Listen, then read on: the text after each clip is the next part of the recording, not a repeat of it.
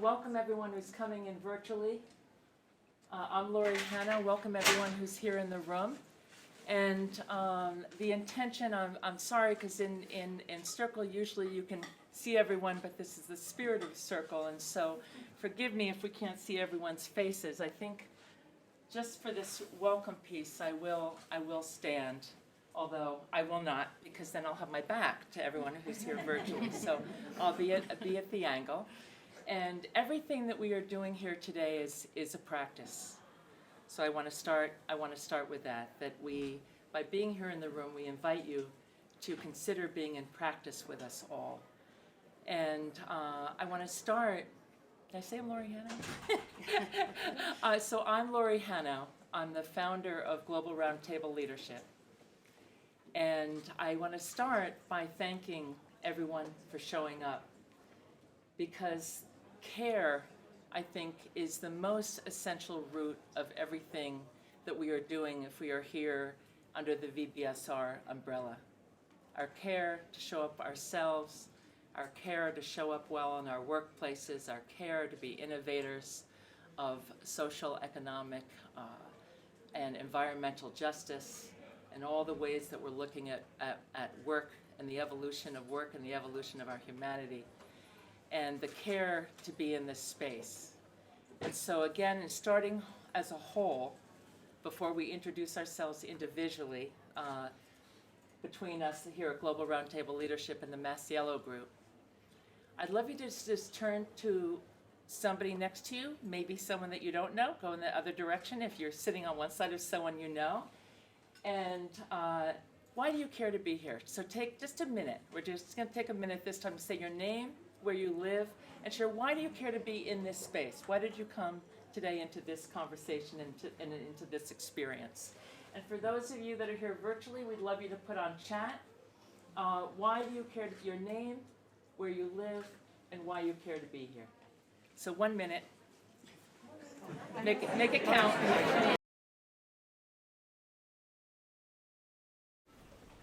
Actually, I want to say first that one of the key practices that we have in this framework of sharing leadership and power and responsibility and meaning is the practice and the commitment to leave the better for having been together. And that we do that in every space and meeting and exchange that we are in as a practice. And so I want to just acknowledge that even in the virtual space, because there are no real walls except for those in our minds, right? That all of us today, it's not just 6 of us or 8 of us here that are going to make this a great experience. It's all of us together. And it's how we show up in the quality of our presence, and it's our commitment to lift each other up and to rise together, versus what I think, and my bias, is a much easier way, which is to strip each other down. But it's a real practice to lift up within ourselves and lift up together.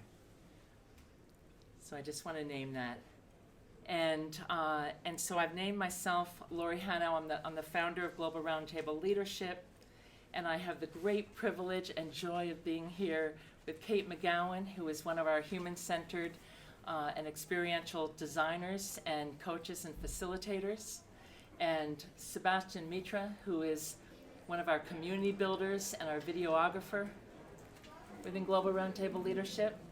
And then virtually, we have the infamous Travis Hellstrom, who is another designer and community builder and coach. And we have Tristan Tolino, who is yet another designer and coach, and also the CFO and COO of Global Roundtable Leadership. And so it's the 5 of us. We have others, but those are the 5 that are present today. And Travis also handles the tech. He's one of the people that handles the tech, and Sebastian supports the tech too in our different experiences together. And then within the Masiello Group, who we're here with, we have Chris Masiello, and Chris is the CEO, and he's the chair of the Massiello Group. And I'll say a little bit more about the Massiello Group as an entity, as a system in just a moment. We have Joanne Gogan in the space here, and Joanne is the Senior Vice President of the Massiello Group and all the affiliates, and she is the President of the title company for the Massiello Group. And virtually, we have Amanda Atkins, and she is the COO and CFO of the Massiello Group and the affiliates. And Amanda, can you give a wave? There's Amanda. And so, also about the Massiello Group, the Massiello Group is a 55-year-old second-generation company that Chris has been leading, that he took over from his father. But really, in this part of your family business, you really were the startup person, the entrepreneur of the business and all that's been developed. And they are the largest real estate firm in northern New England, which spans Vermont, New Hampshire, and Maine, with 37 offices across the 3 states. And they have been awarded too many awards to count, but the reason why I'm naming this is because of the focus is on how they are the leading innovators within the real estate market, both nationally and it's starting to branch to internationally. And I name this because I want to name Chris's commitment, and I know after this you'll be speaking for yourself, but the long-term commitment that Chris and Joe and Amanda and the rest of the executive leadership team, because that's where the power in our traditional ways that we're currently working resides, and their commitment to break out of the current paradigm of power and leadership, and to take a long-term view in this way, and another act of innovation that's here, and the innovators that we all are here still, the front waves of all this consciousness that we are about here. And I just want to name a couple more things before everybody introduces themselves. I want to speak for just a moment to the larger consciousness of our times, and 4 paradigms that I feel are pushing on our evolution. One is the paradigm change of leadership itself, and the starting of a shift to the idea of a leader in every chair. The second is excuse me, I'm feeling so passionate and fiery. It's been a minute since I've been in a space with everyone. It's the transformation of our workplaces, right? I mean, my goodness, I don't have to say much about this, but including we wanted to practice the virtual space and the bricks and mortar or in-person space here is a practice too, since this is the way we're evolving. And so many other ideas of how I could say more about Gen X and all the different parts of the consciousness, but that are pushing on how we think about work, why we work, how we work. And then, so the transformation of our workplaces. The third is the shift from me to we. The larger understanding of our interconnectivity. I have the privilege of studying with a Vietnamese Buddhist monk, Thich Nhat Hanh, for many years. And he would say that the next guru is the Sangha, it's the community. And then the fourth is the humanistic movement. Excuse me, back to the from me to we.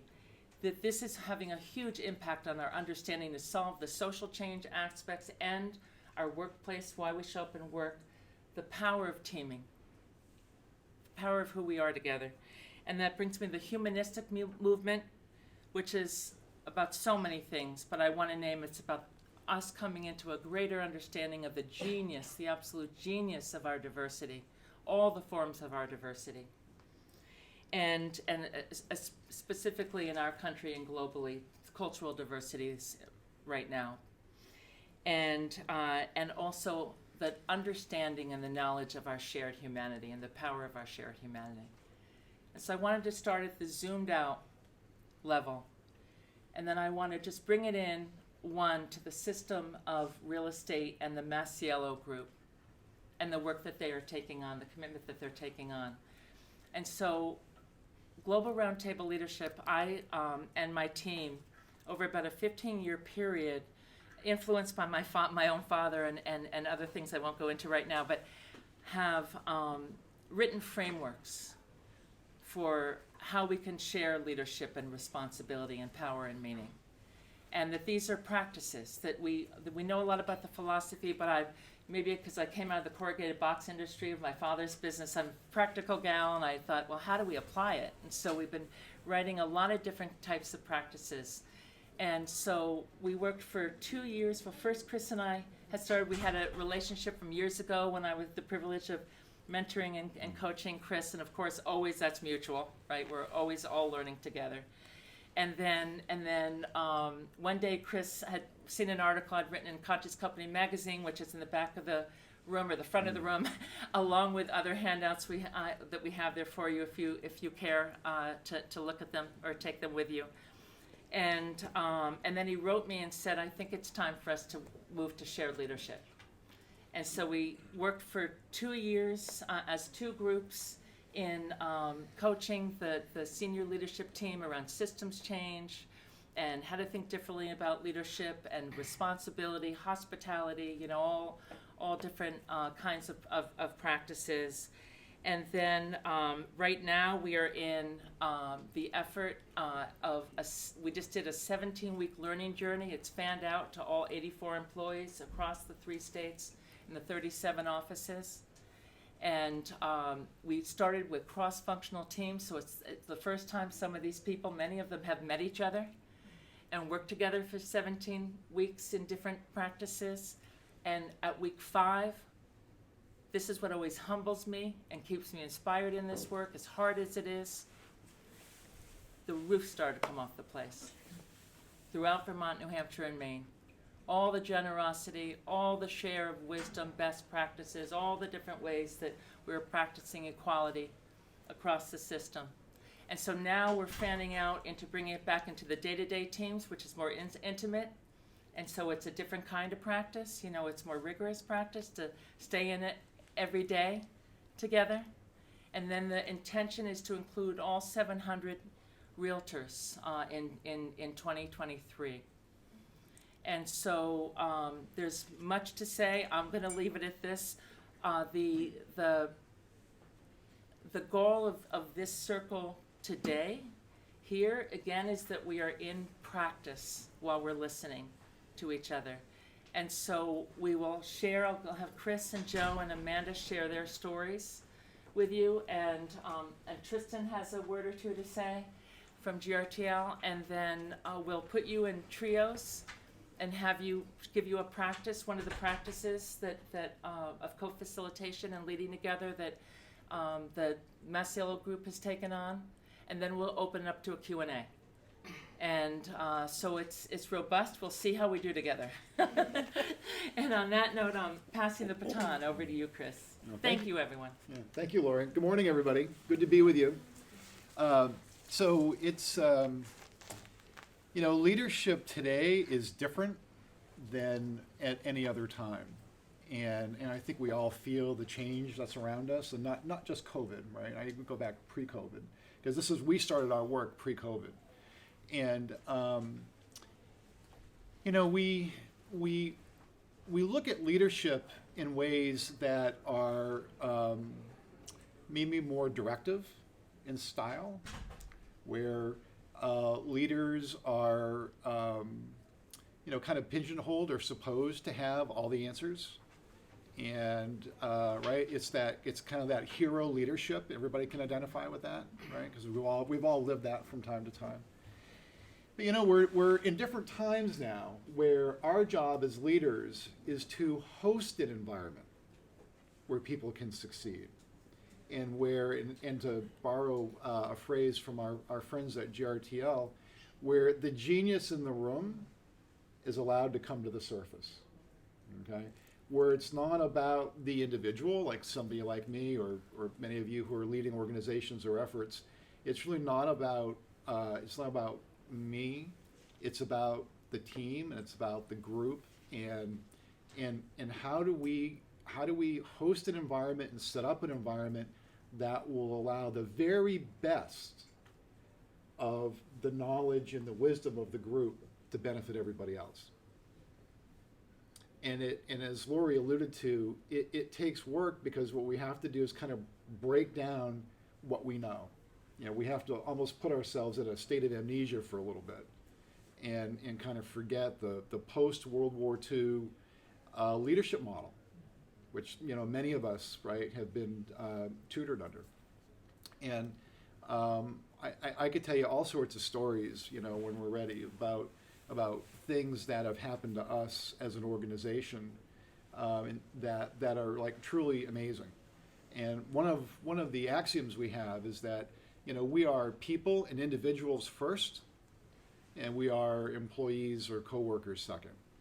And so we look at it from our humanity, where whatever we're doing in our shared leadership journey, this is about helping people with skills that they not only use at work, but they use at home. They use personally. This is about personal development, okay?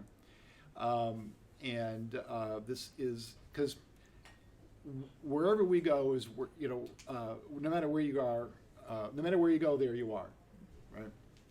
And so our commitment has really been about all of us, you know, me included. You know, I can share with you some pretty funny stories. You know, where all of us are learning a new way of being, a new way of interacting with each other, and you know, not only ourselves, but our clients, and how we achieve outcomes. And what's been inspiring for us is how we've solutioned for things that weren't even like on our radar. You know, because all of a sudden you're truly getting people's perspectives on things. And so, you know, just to poke fun at ourselves for a minute, you know, we used to think collaboration was, well, we're having a meeting, let's send out an email, find out what everybody wants to talk about, right? And now I look back at that, and I think, oh wow, how silly was that, right? And we can get into more about you know, how you uncover you know, what's really on people's mind, how you create a safe environment. So. Thank you. Would you like me to follow? Love you too. So, good morning again. Great to be here. And Lori's asked me to share my story. And I am so excited to do that with all of you. So, you've heard my introduction. I play a few roles at the Massiello Group. And Chris and I have worked together for a couple of decades. We started very young. I was 17. No, not true. And we worked together, and at the time I was managing a title company that was owned by a very large corporation in the industry. And I had grown up my professional career managing sales in various organizations, and in that way, think of someone you know that is really sales driven and is a driver. And I grew up, I trained myself to interact with my teams in a way that was so anti-humanistic. Starting someone's day by calling them to say, where are you, what are you doing, who are you going to see today, how many orders did you open, with never once asking how they were. How was your day? How are your kids? How's that, you know, anything that I didn't know anything about my team. And my team didn't know anything about me. And so the career goes on, very successful, right? We're very successful in that old way. And I started to break. I was very unhappy. I said to Chris, who was my number one client, I'm done. I'm going to step back. I'll open up my own small little title company, and you know, I just can't do it anymore. And he said, well, hold on, because I'm not too happy with this environment either. And he was already on the shared leadership journey with Lori. So fast forward, we created a new company together. And in doing so, it was a significant transformation opportunity for me and for everyone that we worked with. And we committed that our company would be a whiteboard. Everybody would have a voice. Let's co-create it. Let's work the systems together. How does it feel? What's the experience for you as a member of the team? What's the experience for our employees? And it felt very good and everybody was happy, but we still weren't there because we hadn't really spent time building and strengthening our relationships. And I have to tell you, some of these folks I've worked with for over a decade, and I knew their kids' names, and I knew this, and I knew that, but I really didn't know anything about them. And so Chris says, we're starting this journey, and I want you to be, I want you to be a part of it. I start meeting with Lori, and I'm having coaching sessions, immediate connection with Lori. Mm-hmm. And we're planning our retreat as a senior team to come together in preparation to start our company-wide journey. It is fall. It is the first fall of our new company. Things are not going well. It's busy. I am compelled to tell everyone on the team, I'm sorry, I can't make the retreat. I need to stay here with my team. It's in our business, month ends, so busy. And I just can't leave. Well, Chris was, as he always is, supportive because it was my decision. And he certainly wouldn't want me to be where I didn't feel I needed to. But Lori reminded me of how important this retreat would be for us, for myself. And I went, and it was the best decision that I ever made. And we sat in a circle remember that? As a team that had worked together as leaders in the company, and we started to talk about ourselves. We started to share things about ourselves, personal things. And yet we had worked together for years, and we really didn't know each other. And that was the moment where it was, why, if we are humans, why isn't humanity central to what we do in every aspect of what we do? And it was a transformational event, truly.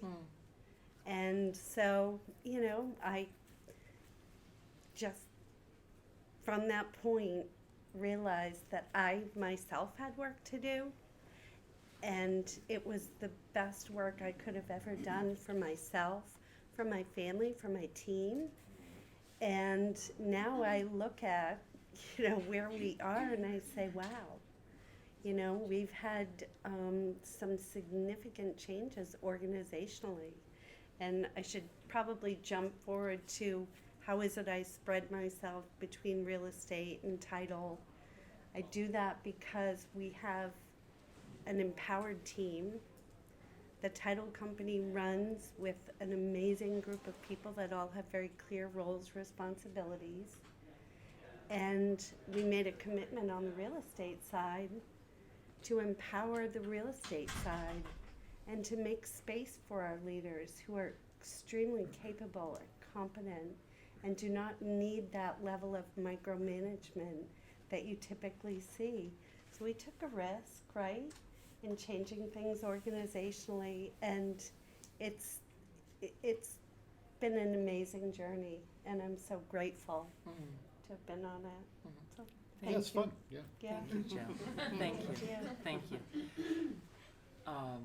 Two things I want to name from just pull out of the first retreat with the leadership team and Joe's story. if I may, I'm taking a risk, Amanda, is every single person on the leadership team had come from workplace trauma. So I just want to bring that in, the depth of trauma in the workplace, and the ways, and the dehumanized ways that we've been all conditioned to work together. And then one of the practices or thought exercises, reflective exercises we did was, we always hear about the heart and the soul of an organization, but we're not talking about the nervous system. And so we did a very powerful exercise on drawing out the system as a body, and where in the system are you in scarcity and fight or flight, or high stress, and where in the system is the nurturance being generated from. And it was a tremendously eye-opening exercise too. So I offer you that as an exercise for looking at the level of the system, and then how you want to think about where you start with the changes, along with where all the power sits, of course. And so Amanda, just thank you. Turning it over to you. Thank you, Lori. Good morning, everyone. So good to be here. I want to take a few moments just to kind of talk about what does it take to do this work, right? It takes deep commitment to do this work. It takes time. I like what Dr. Finney said in her speech about awareness into practice. It's so true. It starts in awareness, comes into practice, and it takes a lot of practice. We still practice every single day, right? It takes honesty. It takes trust, courage, and vulnerability. And so in picking up the thread that Lori just spoke about, I remember sitting at retreat with the team, with Lori, her team, and our team.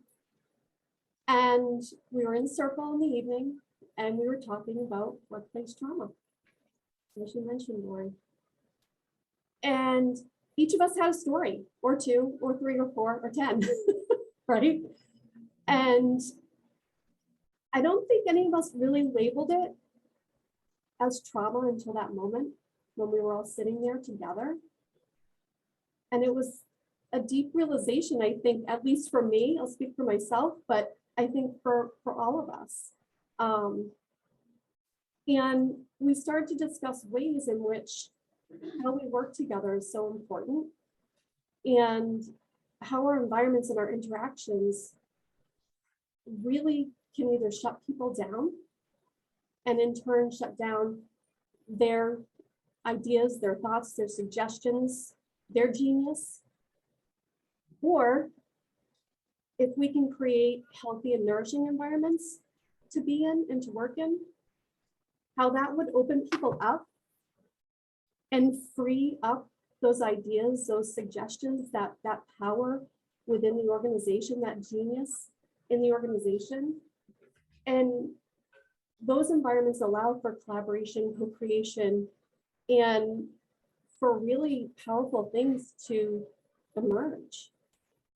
And so I'll share a personal story that I had around this. I was leading a team for an important hire that had been identified by our largest group of people in our team, our business support specialists, who are in our offices. They do a lot of administrative and marketing type work to help our agents. And they really felt through a collaborative effort, we found out they really felt they needed a liaison to help facilitate operations, processes, procedures, health, wellness between them and home office. And so we identified this hire. We created a team that was going to come together to select the candidate. And so we had to develop an entire process around how do we interview, how do we do this together. Kate McGowan from Global Roundtable Leadership helped us through the process. It was It was really great. It was the first time we were doing something like this, you know, kind of having a team interview process. But we felt like it was so important because this was such a pivotal moment, I think, for our organization. And bringing this person in, it had to be the right person for the role. They had to have trust among the people they would be working with. And so we went through this extensive planning and interview process. We had 2 internal candidates that were both really great candidates. And through the process, we had home office, we had a lot of representation. We had home office, we had sales directors, we had our business support specialists on this team selecting. And when it came time to make a decision between the 2 candidates, it was really split, 50-50 just about. It weighed a little more heavily toward one candidate, but both sides would have been left really unhappy if we just kind of split the vote and said, let's go this way. It didn't feel right to me. And it didn't feel right to everybody. You could feel the shift in the energy around. It was an exciting process up to that point. You could feel the shift in energy when we were like split. We were just, so we decided to table it for the evening, go home, sleep on it, reconvene the next day. And I remember talking to Chris about it, and he was like, well, what do you think you'll do? And I said, I don't know. And I didn't feel like I needed to know at that moment. And I think for us as leaders, we're always looked to for the answers, right? And so I was leading the team, and I'm a leader in the organization. So it would be easy for me to walk in and just say, okay, guys, we're doing this, right? I want to do that. And that's not shared leadership. That's not what we were there for. And so, you know, I just kind of took that evening. I think everybody else on the team took that evening. I thought, I wrestled, I grappled. And the next morning, I just said, you know what, the right thing will come in. And I just trusted that the right thing would come in. The team had it. I didn't need to have it. So when we opened up the meeting, I just said, you know, we're pretty well split, and I'm really not sure what to do. What do you guys think? Where do we go from here? And I just sat back and went silent and opened the floor up for discussion. And there were a few moments of awkward silence, as there is at times. And then there was a person on the hiring committee who has been with our organization for 15 years in a business support role, working out of one of our offices. And she just threw her hands up and she said, I don't know why I didn't apply for this position. I feel like I'm the right person. And it was like a mic drop moment. It was just incredible. And we all, like, if you could have looked at the Zoom, like everybody's mouths were just open. we all were just astonished. And so we all kind of closed our mouths and said, okay, we accept your candidacy. And so we actually said, let us come up with a fair process because she's been in the interview process. We didn't want the other candidates to feel like she had any kind of leg up or anything like that. So she left that meeting, and we as a team stayed on, discussed how we could make the process fair. I took the responsibility of going back to the other 2 candidates and explaining to them and being completely transparent about what had happened and how we'd like to move forward. And they were perfectly happy with it. They thought that she was a great candidate, and they both actually said they weren't sure why she didn't put in for it to begin with either. So at the end of the day, long story short, we went through the interview process with her. She was selected. She's in the role currently, and the genius was in the room. And it was just a wonderful feeling, and everyone was happy with the decision. And she's been in the role now for almost a year. And it's been a great story. Thank you. Thank you. Thank you, Amanda, so much. Thank you. Thank you. Thank you, Amanda, so much. And so I just want to name again, top level communications, recruiting, onboarding, decision-making, all the different aspects of culture work and of organizational change work are all being taken on by different parts of the system and the system as a whole. And Chris, we will, in just a minute, Kate's going to lead us in having you go into trios and work on a practice. And I know that there was a story you want to share about the summit. Do you want to share it here? Oh, yeah, yeah, thank you. So I just, real quick, because I'm sure you want to get into the hows, right? We're sharing a lot of stories here, right? So, so I'll make this quick. So I started my real estate career, again, in a family business, but I was pretty young. I was in my late teens, and I started getting into leadership in my early 20s. And you know, what I realized then was, obviously, you know, people trusted me, but obviously when you're 22 or 3 years old, you don't have a lot of knowledge, right? And what I learned early on was that it wasn't my job to have all the answers. My job was to facilitate finding them. And so our DNA as an organization is very collaborative that way, because it's just how I started. And we had just one office in Keene, which is where the company was founded. It's where I still live today. And so this whole, what we call shared leadership today, it was how we operated as an organization. But, you know, as organizations grow, the voice is harder to amplify from center to the furthest parts of the organization as you grow. And so that was one of the reasons why I said to Lori, I said, you know, we've really kind of outrun our supply lines, right? Where our voice, we just can't amplify it, you know, far enough. And what we need to do is make a cultural change, right? And that's how we started to do this work, because it has to become cultural now, right?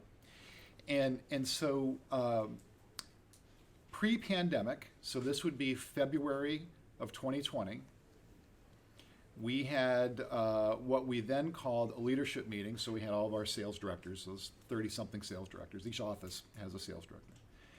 And we had our typical monthly meeting, PowerPoint built by myself and our sales director at the time, our general sales manager. A little feedback from people, right? Hi, anything you guys want to talk about, right? And we had been into this work for about 4 or 5 months. And I remember it was at the Hilton Gardens in Portsmouth, New Hampshire. And I remember leaving there saying, this isn't it. Like, we're not getting at what's on people's minds, what they want to talk about, what they want to share, how are they going to get better, right? We're not getting at it. So March of 2020, what happened? You have to say the word. Okay. So we did not have a meeting again with this group in person, okay, for 26 months. We had our first meeting, okay, just a couple months ago with this group, reconstituted.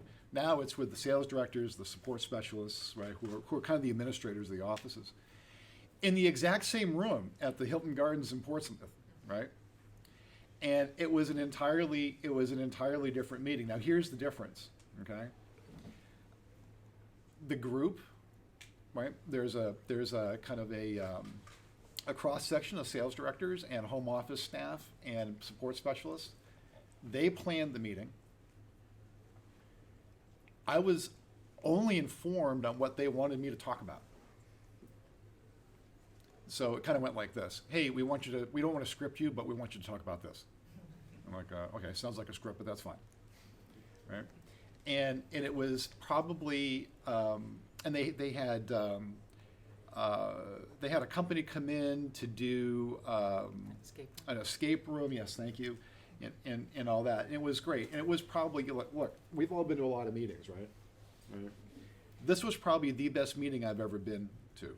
And it was within our organization, planned by the people in the organization. And we all had a role to play, but nobody had a dominant role.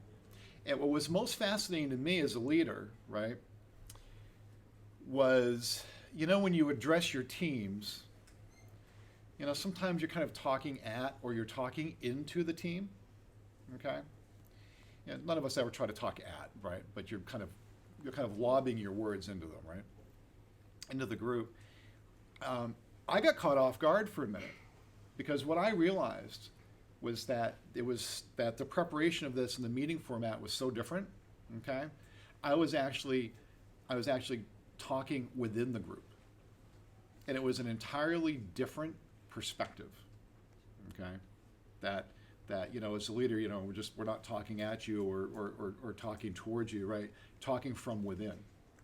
And so it was a really special moment for us because we really realized in that moment that this was a meeting designed by the participants for the information that they needed, okay? And then we brought in some outside talent and some things like that to address things. So it's we'll get into what the process is like and how we establish that, but it's really transformational when you can have that type of event, right? Where it was a completely different event from 26 months before that. Same group of people, same place, actually the same time. It was, but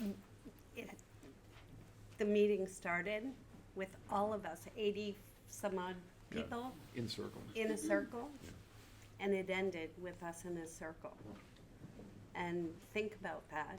Think about that way of meeting with no one's talking at, we're talking together. It was powerful. It was a lot of fun. Yeah. And we took that journey virtually across the 37. That shift happened, right? You came back in person, so it was virtual. Yeah, it all happened So over again, the duration of the pandemic.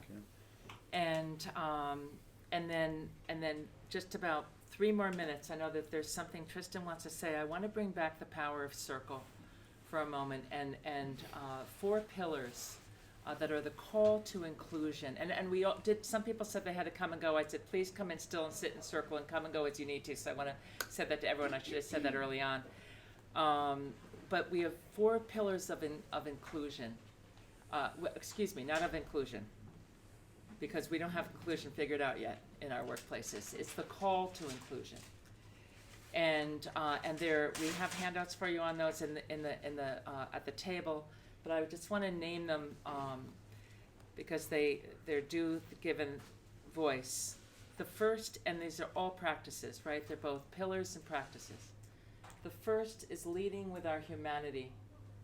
Before leading through roles, status, and expertise. We are so conditioned to lead and to meet each other through what we do, our roles, our status, our expertise, which immediately puts us in power over and under each other versus power with each other.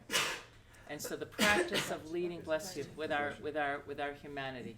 Before position is the shorthand. Relationship before position. The second is that we are equal. First and foremost, in the divine and sacred right of our birth and the genius of our originality and all the gifts that we've come here with. Before equity, as important and essential as equity is, we are equal. And what are the practices of being equal? Before we even shift to equity. And what is the rigor of those practices? The third is wholeness, principle and cross-cultural perennial wisdom of wholeness, that we are whole within ourselves. We can bring our weird to bear, our originality, our colors, all the colors we have within ourselves, right? Our truth when we're uncomfortable, when we're comfortable. And that in that principle is also the principle of personal to interpersonal to systems thinking, that we have the capacity to think about ourselves, about each other, and also hold responsibility for the system and ecosystems that we're a part of. And that we're capable of holding this complexity and behaving accordingly. And then the fourth and final is our collective wisdom, that we know so much more together than anyone does on our own. And what is the power of our collective wisdom? And so these pillars are the North Star of how we're always thinking about the next stages of transformation and change, both at the personal and organizational levels. And on that note, I know that Tristan Tolino wants to speak. I wonder, can you? Yeah. Can you hear me? Yes. Yeah. Thank Excellent. you. Yeah. And I think I'll keep my thoughts brief, but building off of the pillars of the call to inclusion, I think we know, first off, even though I've been a part of this journey, it's so inspiring to hear the stories of the flourishing that is happening within the Massiello Group as these spaces are opened up, and it makes me think about how what we know about organizational culture today is that by and large, most executive teams, most boards are still mostly white and still mostly male, and we also know that for people of color, BIPOC folk to be in leadership, especially, but just to be employees in mostly white organizations carries lots of burdens, and the success rate for people, especially in senior leadership roles for BIPOC leaders, to be retained successfully in those companies for long periods of time is not very good. The outcomes are not very good, and so I think it leads me in the context of the call to inclusion to think about that this is about how we do our work first, how we create environments where people are experiencing shared leadership in action, experiencing our capacity to be in a new language, to be vulnerable, to learn how to be equals again and not get stuck in our own self-beliefs about our roles, our expertise, or our power. And I feel like all of it takes work, and it's and I'm inspired by the call to inclusion of like, what is the journey that I need to go on, and how do I support and nurture that in other spaces? And it takes deep care to try so to me, these are the sort of the beginning steps that open the space for deeper culture work and DEI work to take root. And we've had some wonderful feedback from the beta testing experience with Masiello and some outside folks that we've had look at the work that we put in place for them that see the foundational potential for opening up that kind of space. And I think the stories are starting to speak to it. And so, for me, it's all about how do we live into the truth that our collective wisdom is greater than the sum of our individual knowledge and our individual expertise, and that there's something else magical that emerges, that collective genius. And I know we're going to try to show you something very tangible about the journey. And so I think rather than take more time to speak about that, I'll hand it over to Kate, and we'll get you into that conversation. So thank you for your patience, because I know you're probably ready to talk, and we also imagine that you have some questions for us. But before we get to the Q&A, what we wanted to do is just give you a taste of the experience of the Massiello Group in their 17-week journey for all employees, so you can start to experience it. So before I set you free to do that, I want to set some context.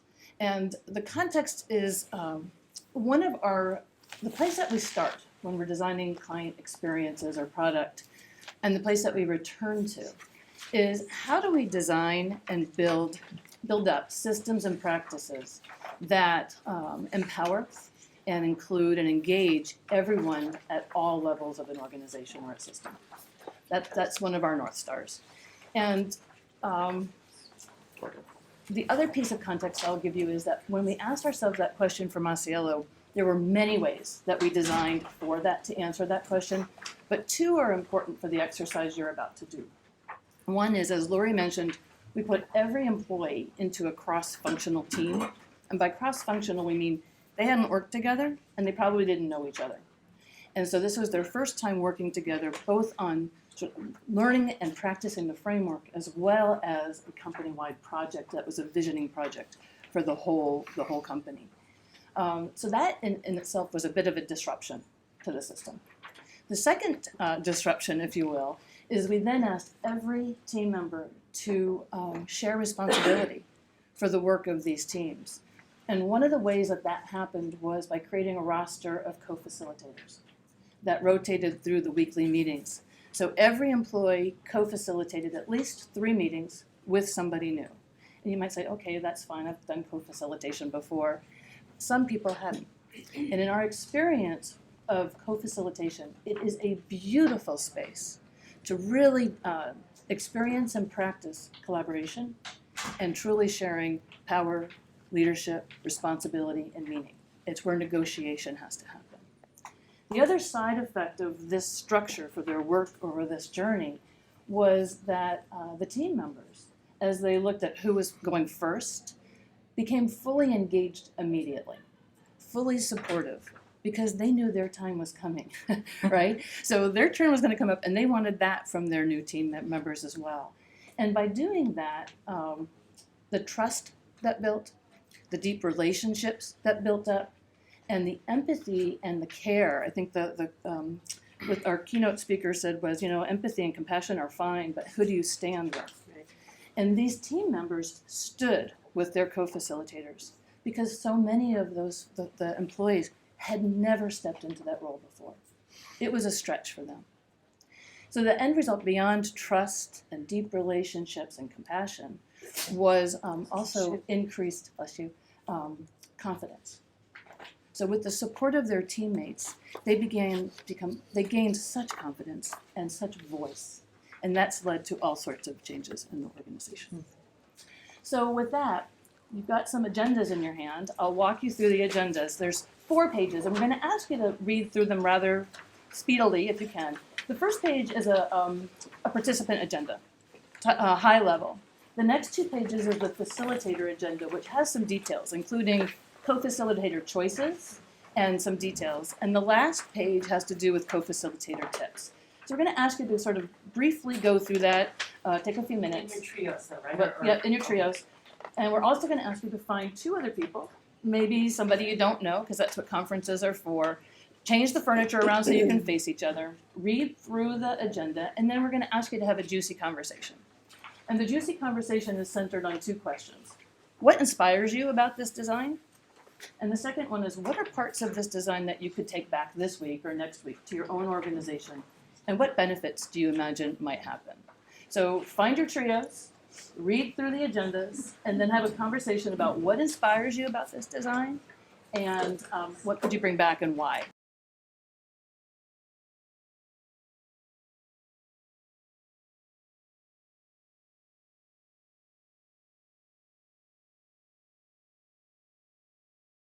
And so thank you so much. We hope that was interesting for you and resonant, and we'll serve you. And just also want to ask to have a space for any questions. So any questions and responses, and of course the questions we can answer, but there are also questions that maybe other people in this space together may be able to respond to. Yes, my dear. Yeah, so this work environment sounds like, for the most part, it's I'm assuming primarily office workers.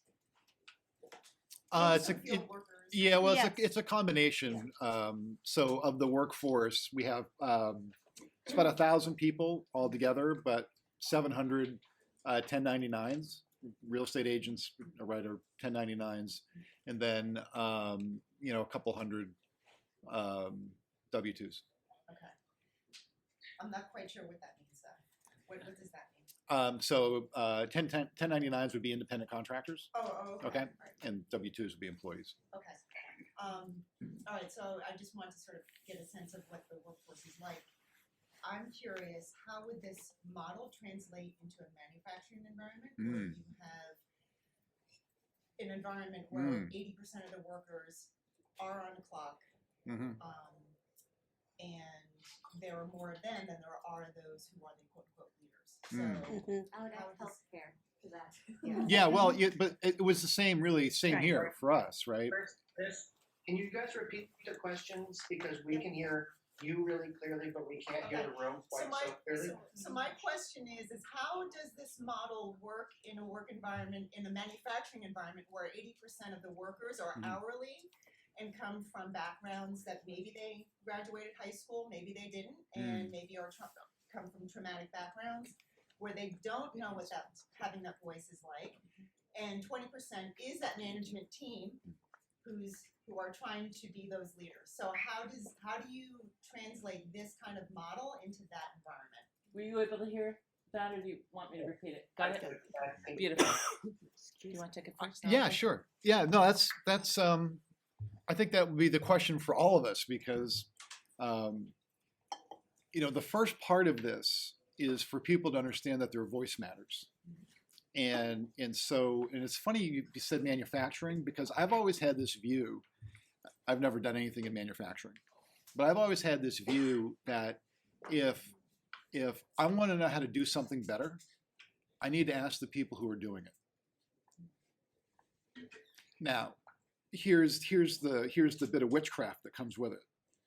Is we have to create a safe environment that's extra hierarchy, outside of hierarchy, okay, where people feel safe to say what's really on their mind as opposed to what's going to make you as the leader happy, okay, and that's the process.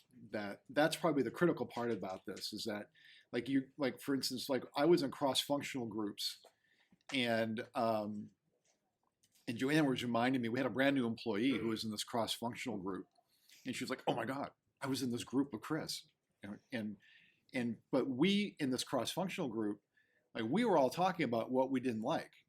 And I said to them, I said, hey man, I'm the CEO. I've been here for 40 years. I could give you a whole bunch of things I don't like, right? And so it's about how do you create that trust in that, right, in the environment where that people feel free, within good taste, to say what's on their mind, right? And so I don't, whether, our office administrators are hourly, okay, sales directors are salaried, but I think it's applicable anywhere, healthcare, right? But there's a process you have to go through, and Lori would be better to speak to that, but there's a process you have to go through that continually reinforces less hierarchy, okay? You remove the hierarchy, so you create that safe space so that people are willing to say what's on their mind, because that's where all the juicy stuff lives. All the really cool stuff lives is when you and I are just two people talking, like you're not my boss. Right. So I feel like my father came into the room through you because I was raised in a manufacturing family. We manufactured corrugated boxes. I know it's industry lingo, but we were a sheet plant. And so we were high design, high relationship. And we weren't manufacturing like the sheets at the half penny. We were purchasing those sheets, and then if you manufactured tables, I'd come and call on you, and we'd work together to design what you needed to ship that. And this is what humbles me and inspires me. I know I said this earlier, I'll say it again, is that this is humanistic wisdom. This is the wisdom that I think truly lives within us. But the current structures up to now have had us so fractured and siloed in so many different ways.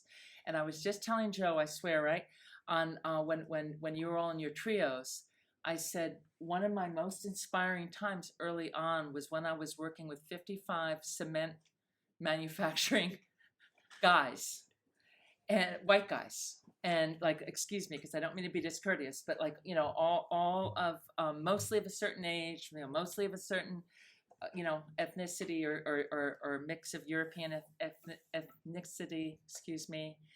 And the moment we sat in circle, and I often am people say like, well, shouldn't we script or have somebody start who's an ambassador? Like when you ask the first question about why you care to be here or something, shouldn't we make sure that somebody starts as an ambassador? I'm like, never. We never falsify the space. We trust what comes up in the space. We trust each other. We think as ensembles, right? Where in an ensemble, for those that have ever played sports or played any musical instruments, you can go to any basketball court in the you know, in any city and take up a game. And you can go to, you know, if you're a part of a jazz ensemble or a musical ensemble, you can go into any city with your instrument and you're received, and you're not reaching for respect and trust. It's your ground. It's your ground. And so I find the thirst to be fully who we are transcends the structures, and then we practice. And you start small because, of course, you don't think you can be safe for a while. So it's like, really, you want me to take a risk? And so we have practices like when we stay in the panic zone versus the stretch zone versus the comfort zone, and how do you leave, not go to the panic zone, but stay in the stretch zone most of the time, and take risks together. We start with bite-sized risks. You know, start with storytelling with each other to start to build relationship and trust. But any sector we've gone in, and I'm getting it to be an older dog in this, but for the last 20 years across the sectors, the same wisdom applies. It's stunning. Can I add something? And I would add that it takes time. One of the things that we've been saying recently, you know, is culture change doesn't happen in a hot minute. And one of the pushbacks from the business support specialists, the hourly employees, was, you know, this isn't part of my job, it's added on. And so we had to repeat often, and repeat, this is the work.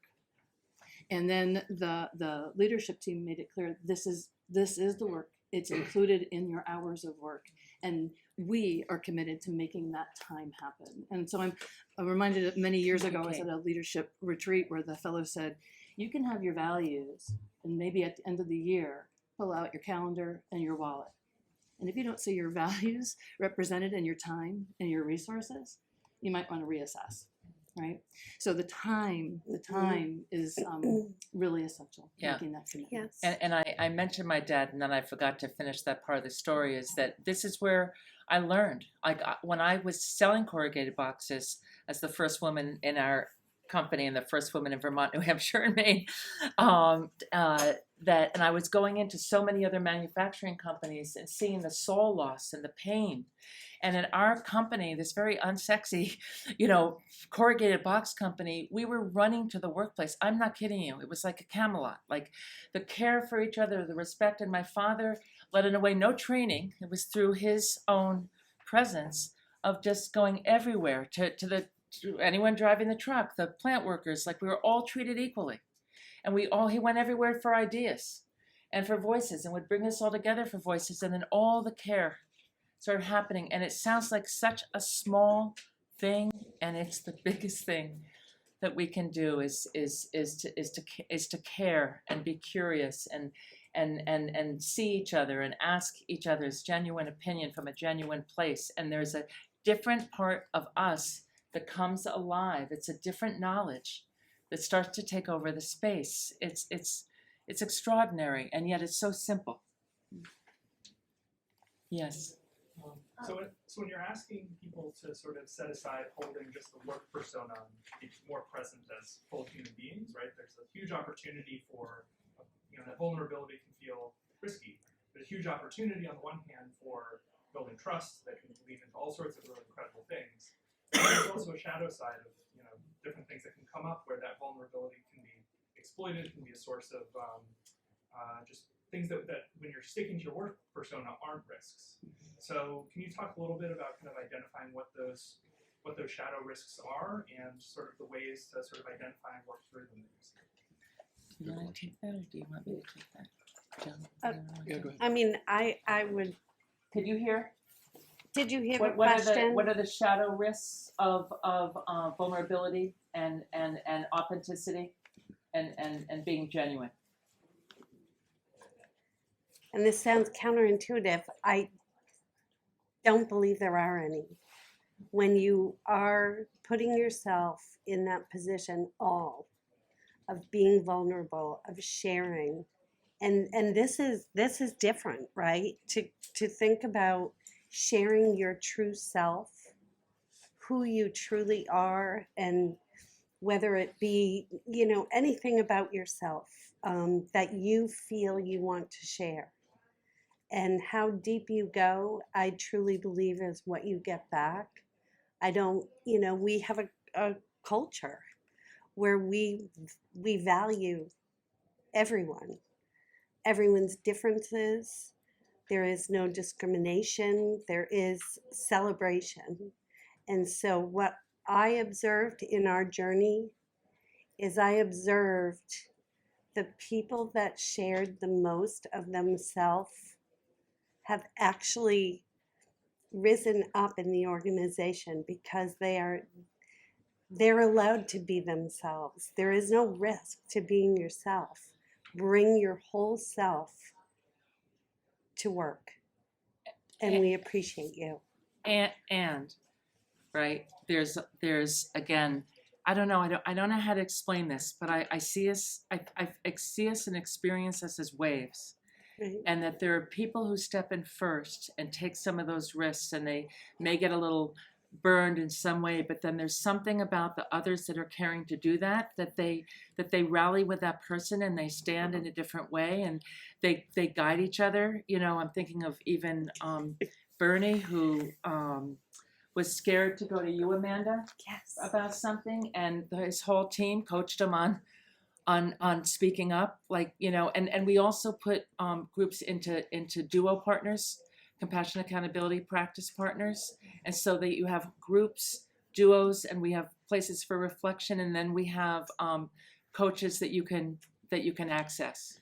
And but there's something about these principles seem to afford, because you're always going to have shadow of humanity, Right. right, in any system. But I will say that there is something that starts to, I just have experienced that there's something that starts to take over that becomes stronger than our shadow sides. And think about it in small doses, because, right, it's like right from the beginning, like we're not going to get together and, you know, share some of our deepest thoughts, right? But if we do smaller teams, maybe people that don't know each other, right, cross-functionally, but we're doing it in small doses, in like smaller exercises, like, you know, like for instance, like we just went to, was it unlimited PTO, Amanda? Unlimited. Yeah. Yes. You know, and so here we're saying, okay, well, it's unlimited paid time off, right? And what do you think the first reaction was? What's the catch? It's like, well, there is no catch. I mean, if you're sick or if you got a problem or whatever the case is, we're here to support you. What's Now, the catch? Was Right. the first Yeah. question. now, it doesn't mean you can take 6 months off and get paid, right? I mean, that's not what this is about, right? But this is about creating an envelope, right, for people to feel safe if they've got a, you know, sick family member or something like that. So you're always going to have that shadow side. It's just part of, you know, mostly how we're wired, right? But if you keep dosing that, you know, how do we, you know, you can't have light without dark, right? Mhm. So you keep dosing the light, you know, and It's it- also I'm jumping in here at the tail end, but it's also why we talk about starting with executive teams or starting with the folks who have the power, because that is also an important part of shifting that space into a braver space, is that people with power are modeling vulnerability, modeling opening up the space, and kind of creating the conditions in which other people's bravery and other people, as Lori said, you know, the first to step in can really make a difference in helping rally everyone around them, but that it also requires power shifting its focus. and just one second, just to follow that. So we started this work. There was like 8 of us, and I had to convince a few people that this would be a good thing to do. And our nomenclature But was by modeling, you did that too. was the senior leadership team. Well, now we refer to ourselves, you know, in email addresses and things like that. We refer to ourselves as the support team. Okay, it's interesting how all of a sudden there's a paradigm shift, right? We're not senior to anybody, right? Our job is to support, right? And even things like, you know, senior or executive or things, you know, those Leadership. are what's that? Yeah, Leadership. Yeah. You know, I mean, all feels weird. It's felt weird to us always, right? But there was no other nomenclature because we just hadn't advanced that far. So, I'm sorry. And then actually, I know Hill and Cheryl and Donna, and then I just want to turn, is there a question from the virtual I just want space? to jump in on time. I think we have time for a virtual question, and then we're gonna cut it off so everyone can have lunch and time for lunch. But if you want to hang around and speak with your Yeah, we're happy to hang around. Thank you, and also to put your name, give us your name, or just find us if you want to continue this conversation at any time in the future. If you want to come back to this, we want to all be accessible. So sorry to not to get your voices in. We wanted you for 4 hours. Any question from the chat? I don't see anybody having put one in yet, Lori, so if you wanna do some sort of Hillary? close for one. Sure, and Thank you, everyone. Thank you for Thank being you. here. Thank you. There's one question, then we will close, so you go for lunch. So, we're doing this at the food bank. We have an organizational resource team that's sharing power, and some things have been easier than others. Like visioning with a group is wonderful and it's easy and it's good. Conversations like compensation benefits are much harder to have verbally. And I'm wondering if there is a process that you went through to navigate that, if you did it all whole hog, or just if there's any advice, kind of any part of that that you want to tackle or share. I mean, we've gone through this at some level, but not all levels of the organization that we really need to address. But I can tell you that we just completed a work stream, as we call it, with our entire sales leadership team, those folks that manage the real estate offices. They were on a compensation plan that was contingent upon a number of factors in their real estate offices, and we included them in the conversation about their conversation. Amanda and I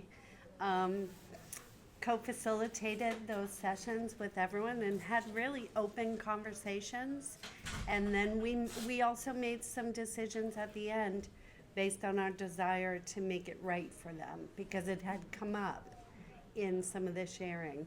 And so I would tell you that it should be, in my opinion, a very inclusive process with the people that you are trying to address those issues for and with. But we didn't start there, because that's a big nut. We Right. went there. We went there. Once enough trust was built in the Right. space. And Molly, I know that you wanna close this out. So I just wanna say thank you so much for your care, for your presence. We hope that this has served you. Find us anytime, and our very, very best to you. Thank you. Thank you.